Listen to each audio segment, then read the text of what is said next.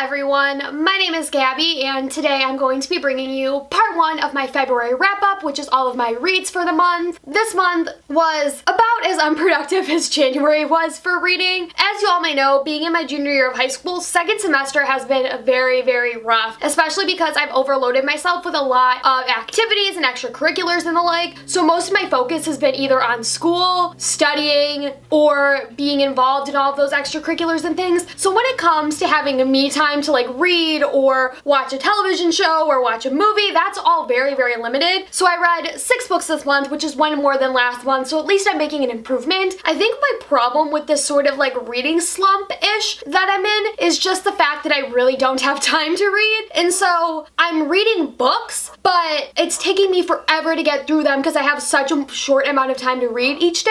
And then there's also the fact that a lot of the books that I really want to read are coming out in April, and so I'm having to wait to get my hands on all of these books that I'm really excited about. So hopefully as we start to get closer to summer and to spring break, I'll have more motivation to read and I'll have more time to read. So we're slowly but surely getting there with my reading progress, but I still do have 6 really great books to discuss with you guys, and I definitely think that I had a better reading month than I did in January because I enjoyed a lot more of my reads for this month than I did for January. So we're making progress slowly but surely. So I'm excited to dive in and discuss my reads for February with you, so we're gonna do just that. So my first read of the month was a book that I've been talking about on my channel for a little while now, and that is Iron Gold by Pierce Brown. So this is either the 4th book in the Red Rising trilogy or the 1st book in a new trilogy. Kind of depends on how you want to classify it. Goodreads says that it's Red Rising number 4, but I personally would like to disagree just based on the way that this book is structured. So this book does still take place within the world of Red Rising. The setting is 10 years after all of the events in Morningstar, so you're following a lot of the same characters, but you're also following new characters.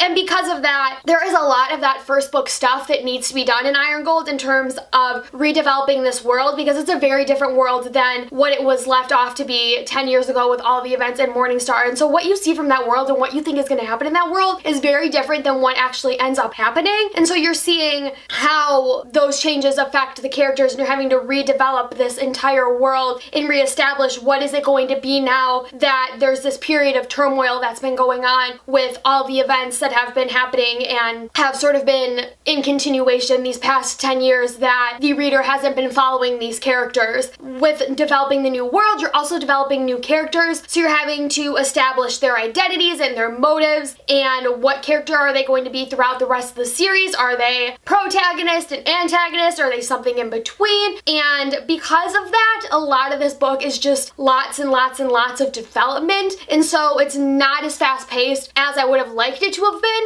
But I know Pierce and I know his writing style, and I know that the next books within this world are going to be phenomenal, because especially as you start to get towards the end of this book, there's a lot of really crazy things that go down, and it felt very, very similar to my experience reading Red Rising. So because of that, I definitely feel like this is the 1st book in a new series rather than a continuation, because of just the way that Pierce's writing style came out. The way that this book was formatted felt very, very similar to that of Red Rising. So I'm really excited to get to see more from this world, because there's a lot of crazy things that are happening, and this book leaves off on a very interesting note. So I'm excited to see what else it is that Pierce does in this world. And I know that as we start to follow these characters more, now that we've developed them and got through a lot of that 1st book stuff, this world is going to be so intense and so action-packed. I'm so glad I got to read this book. I had so much fun with it, and the best part is that I got to continue my tradition with Pierce's books, which is that as I start to get towards the end of them, I stay up to like 1, 2 in the morning reading them because it just feels right. I've done that with every single one of Pierce's books, and it's always such a fun time, and I loved getting to do that with this series. It's one of the only series that I will stay up late reading because I just get so hooked into the world and the plot and everything that's happening that this is a series that I couldn't imagine reading during the daytime because it's so much more fun to read at night. I'm really glad I got to do that again, just because it was a lot of fun to get back into the thrill and the intensity of this world, and I'm really excited to see what else it is that Pierce has in store for this world, and I'm really glad I got to pick up the 1st book in this series, and I'm super stoked to see what's next. So my next read of the month was The One Memory of Flora Banks by Emily Barr. So this is a book that I was not planning on reading this month, but in January when I went and saw Wicked, I visited a used bookstore in Chicago, and I went down there and I saw that this book was on their shelves, and it was a few dollars, so I decided to buy it and pick it up. And then because after after I had finished Iron Gold, I needed something to read, and with that being really intense, I wanted something that was a little bit lighter and a little bit more of a contemporary, and this was sitting on my shelf, so I decided to go for it. This story follows our main character, Flora Banks, and what we know about her is that she has retrograde amnesia, and so because of some tumor that was in her brain, she cannot formulate new memories, so she only remembers the things from her childhood up until she's 10 years old, and since that point she cannot form new memories, but now I believe she is 17, and so she's a teenager. She's at a going away party for her best friend's boyfriend, and she ends up kissing him, and she ends up remembering this, and so her best friend ends up finding out, ends up abandoning her, and now she is alone while her parents are away having to deal with her brother and an illness that he has. Now she is left alone in the house with this one memory, and she's determined now to find her best friend's boyfriend Drake and go after him, but he is totally away in another country, and so she ends up going after him with only a few things to be able to remind her of who she is. In doing so and going on this journey, she finds out a lot more about herself and about a potential secret that her parents could be hiding from her about what it is that really happened to her. So there's a lot of intense things that really go on in this book. So as much as it is a contemporary, it's also a little bit of a mystery and a little bit of like an adventure, a little bit. There's lots of different elements that can play into this story and into developing the character of Flora Banks. I definitely did not expect a lot of the very, very heavy things that this book gets into. I read it at first, and then I ended up putting it down, reading Iron Gold, and then after finishing Iron Gold, going and picking it up again. The big issue with this book is that it's very, very repetitive, but that's a natural part of the story with a character that has retrograde amnesia. There's lots of repetitive thoughts that they're going to have, and those repetitive thoughts actually lead up a lot into what it is that ends up being revealed at the end of this novel. So I think that the foreshadowing and the buildup of a lot of these secrets and deception that the parents have put Flora under is very, very well done once you get that reveal and you sort of see everything that built up to that and all of the wonderful elements that Emily Barr put into the story in order to hint at those moments and to that big reveal was really, really great. I loved getting to see some of these characters evolve and getting to see them want to be there for Flora and them wanting to sort of protect her from a lot of the things that she's had to experience that she really didn't know were adverse to her, and getting to sort of see the role that those characters play in her development is really, really interesting. Also getting to just see this character who has such a limited memory be so determined to want to be able to go after something. I just love the way that Flora was developed, and there's so many moments where you're so frustrated with her, but then you're also sympathize with her so much, and I just think that it was so interesting to get to read from her point of view and to be able to get to see what it was that was going on inside of her head. And there's so many moments that are so heartbreaking and so devastating because you know that this character is going after something that's likely not realistic, that's likely not attainable, but yet you still root with them the entire time, and it's just the most fascinating thing to read. And I had so much fun with this book. I think it's incredibly well developed and incredibly fast-paced for a contemporary novel. So if you're a person who is sort of like miffy on contemporaries, maybe you like more fantasy but you want to try to read contemporaries, this would be a really good book because it does have a lot of mystery and anticipation to it, and it's definitely a little bit of a thrill as you start to get more into it. And I think it's a perfect pick for someone who wants a little bit more of a fast-paced contemporary because there's a lot of really crazy things that go down this book that left me speechless at the end of it. So I'm really glad that I got to read it because it was just a really beautifully crafted story, and I just loved the development of Flora and her character and some of the big reveals that you get in the end. It was a really fascinating book, and I'm really glad that I got to pick it up this month. My next read of the month I also got from that same used bookstore that I went to while I was in Chicago, and that is Everything is Illuminated by Jonathan Safran Foer. So this is Jonathan's first book, I believe. You may know him from one of his more popular novels, Extremely Loud and Incredibly Close, which I know went around BookTube for a very big period of time and I believe was also adapted into a movie.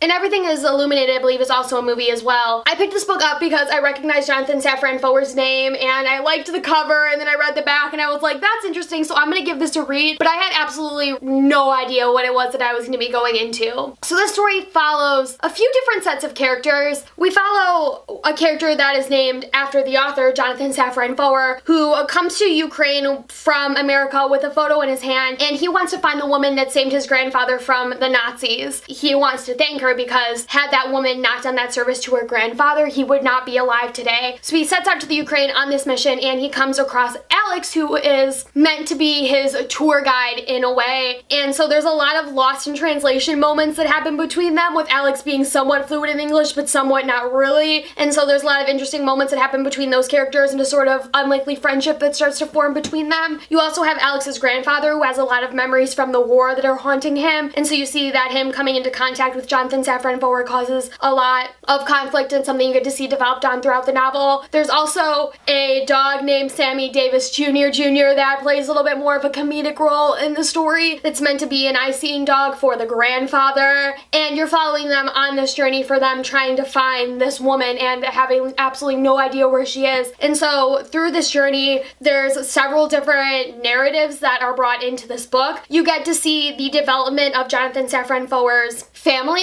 tree and sort of the development of this family up until the woman that he's trying to find and up until like his grandfather. And so you're having lots of really interesting storylines and arcs that are going on through that. You're getting to see the present in which these characters are going after this woman, and then you're getting to see the future and letters between Alex and Jonathan after everything that happened. And so it's a very interesting mix of like past, present, and future that tell this novel. And the writing is very interesting at times because there's points where there's like no spaces in between quotes. You're just having these big paragraphs of dialogue, and it's sometimes hard to tell who said what, but it's kind of meant for more comedic effect. And the writing is just really, really interesting. It was something that I just wasn't expecting at all, but it definitely was very humorous at times, which I think is needed because when you're talking about subject matter that is incredibly dark, as it is with the Holocaust, you need to have light and humorous moments, but they also need to be properly timed because you don't want to take such a horrific event and make it out to be a joke. You need to know how to balance that, and Jonathan Safran Foer does a beautiful job with that. You have lots of really comedic moments that are meant to relieve this tension that is underlying this novel, but you also have moments where you directly come out and talk about some of the really dark and nitty-gritty stuff that happened and some of the experiences that the characters went through that are truly horrific that they've had to keep with them through so much of their lives. And those moments are really hit on and really central to the story, and they are really dark and they're really depressing, but they're there because it's meant to remind you that this is something that happened and something that people need to live with. And those moments are really, really beautiful, and the relationships between the characters are very, very beautiful. Being someone who is an A+ student and is learning more about history, I'm starting to find myself drawn to more historical fiction novels because it's interesting to get to see the way the authors take pieces of history and craft their own novels out of these events and the stories that they want to tell and the way that they want the characters to be impacted by history. I think is so interesting, and I loved getting to read this book because it had such a nice blend of comedy but also a really great outlook on some of the events that happened in World War II and a really interesting interpretation, I guess is a better way of saying that. And this was a story that I absolutely had no idea about what to expect going into it, but I really, really enjoyed it, and I'm glad that I got to pick it up. So my next read of the month was the Diversity Readers Book Club Pick of the Month, and that was 5 Flavors of DUM by Anthony John. So we already did our live show discussing this. Thank you to everyone who joined. I'll leave the live show link down below if you want to go and check it out. It is on Emily's channel this time around, so make sure you go and check that out if you want to give it a watch. 5 Flavors of DUM is a novel that follows our main character Piper, and she is hard of hearing, and she ends up becoming the manager of her high school band called DUM, and she pretty much has to take this entire story and be able to put this band together that's falling apart. And through her role as manager, she really brings these teenagers together. You know, originally Piper has her own intentions for wanting to be the manager of this band, but she ends up getting so much more out of it than what she thought, and so this whole story is following her and all of these characters coming together to create this band. And so there's a lot of discussion about rock and a lot of rock music and sort of the roots and some big major rock icons. There's also beautiful character development and lots of really interesting characters and diverse characters in developing their storylines and some of the things that they go through and the things that they experience, and also a lot of really beautiful messages that get sent through the story. I really, really enjoyed reading it, and if you want to hear more of our thoughts and opinions on 5 Flavors of DUM, check out that live show for more. My next read of the month I reviewed for teen reads, and that is Hamilton and Peggy, A Revolutionary Friendship by L.M. Eliot. So this is a book that I go into a lot more detail for my review for teen reads, so of course, as always, if you want to see more of my thoughts or hear more of my thoughts, I will leave that review link down below just because I think it's better to read that review rather than to sit here and babble about a lot of things that I'm already talked about in that review. And also I want you guys to go and support teen reads because they're absolutely wonderful, and if I can get you to go there and read my review instead of talking about it here, I'm definitely going to do that. So go and check out that review if you want to learn more about this book. And my final read of the month is one that everyone on BookTube has been reading recently, so naturally I had to jump on board and read it as well, and that is Scythe by Neil Shusterman. Of course, this book has been everywhere somewhere on BookTube recently, and I decided, you wanna know what? Screw it, I have a Barnes & Noble gift card. We're buying this book and we're reading it because I've heard nothing but good things about it, so we're gonna just see how this goes. And I read it and I loved it, and here we are. So the world of Scythe is a utopia. Humanity has conquered death,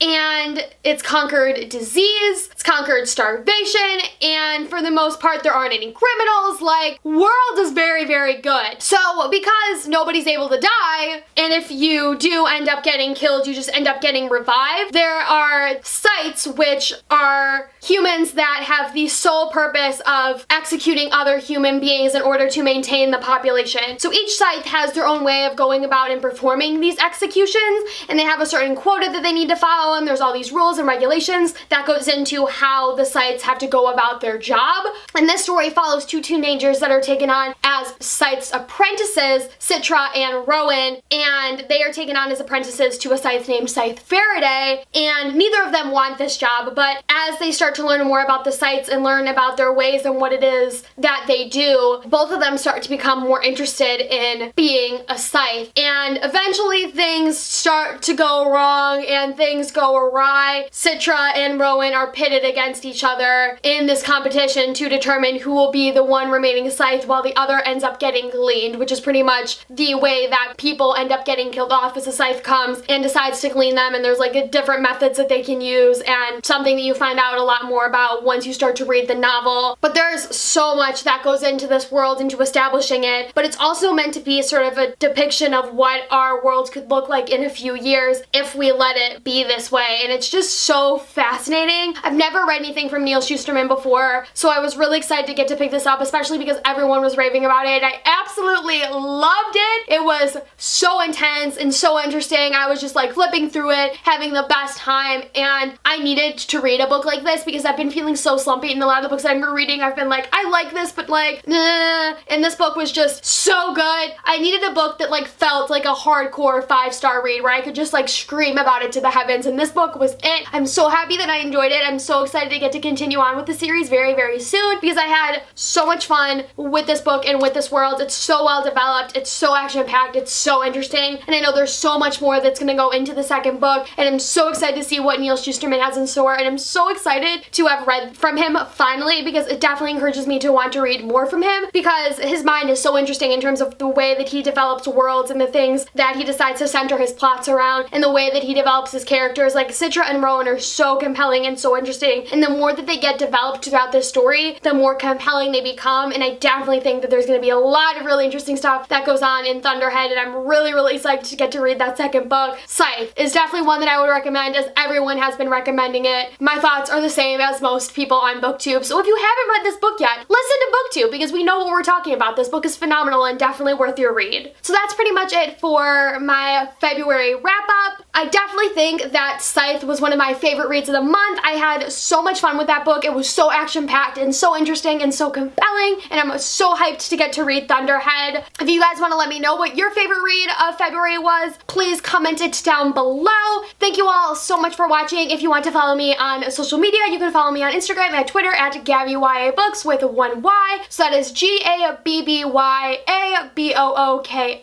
If you want to check out my Goodreads and figure out what it is that I'm reading each month, I will have that link down below, and I of course will have my Teen Reads contributor profile down below if you want to see all the book reviews that I've done for them each month, and my email is down below if you want to contact me about any inquiries, and then of course any links or things that I mentioned throughout this video are also in the description as well, so go and check that out for all of those links. Yeah, that's pretty much it for this video. Thank you all so much for watching, and I'll see you next time. Goodbye!